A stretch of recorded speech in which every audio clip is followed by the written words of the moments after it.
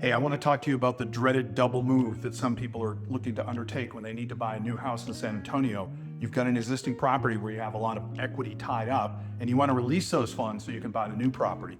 But the danger is with this double move that what if you sell your current house faster than you buy the new house? You could find yourself homeless for a little bit. So the way we overcome that is a couple different ways. I can work with a contingent offer, make a contingent offer to the new listing that you want to buy based on the sale of your existing house. But I'm going to tell you, a lot of sellers are hesitant in this market, which is kind of a balanced market, maybe leaning in the buyer's favor. There's about 6 months of inventory. So sellers are going to be leery of that contingent offer because they're worried that you won't get your current house sold. So a couple things we can do to address that. Number one is prepare like crazy. We want to make sure the house is inspected, that we've addressed all the issues that you might need to deal with in the contract for the sale of your current home. We want to go ahead and do staging, do all that kind of sweat equity, if you will, or elbow grease, put in the mulch, trim the hedges, do the deep cleaning, or pay someone to do it if that's a better use of your time. But let's make sure your current house is in grade A shape. Because when we're on the market, we want to show the new seller that you're looking to buy their house, that your house looks great and it will get picked out. But that's not a certainty. If we have a good pricing strategy and your house looks great, we have great marketing campaigns, we're leveraging the tools of AI and other technologies to make sure your house is presented to the world in general. So there's strategies around that. But again, that existing seller might not want to entertain your contingent offer until they see you're under contract. So what would be a good strategy, if we're door number one, or plan A as I call it, and do a contingency, then we want to be out shopping and look at areas and getting a sense of the neighborhoods that you're going to want to move to. So when you do get that offer, we're poised, we're locked and loaded. What I would do is negotiate a slightly longer closing on your existing house, let's say like 40 or 45 days, and that buys us a little extra time to go out and get that new house under contract and locked down. So that's door number one. What's door number two?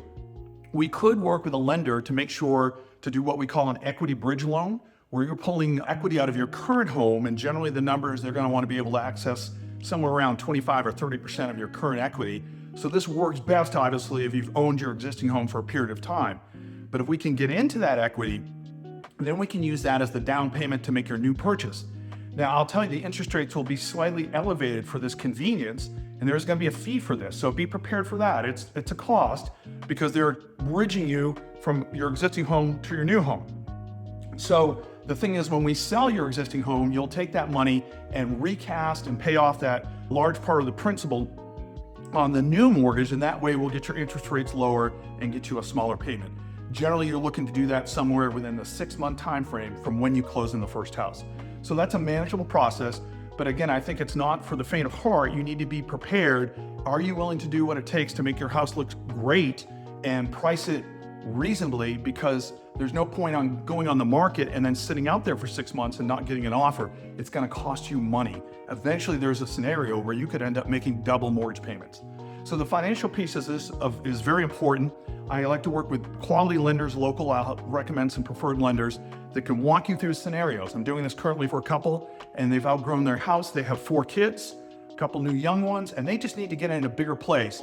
So that's a lot to deal with. We're using the equity bridge to buy their new home. They're going to upsize their house by about 1,500 square feet and fit their, the lifestyle they have for a family of 6.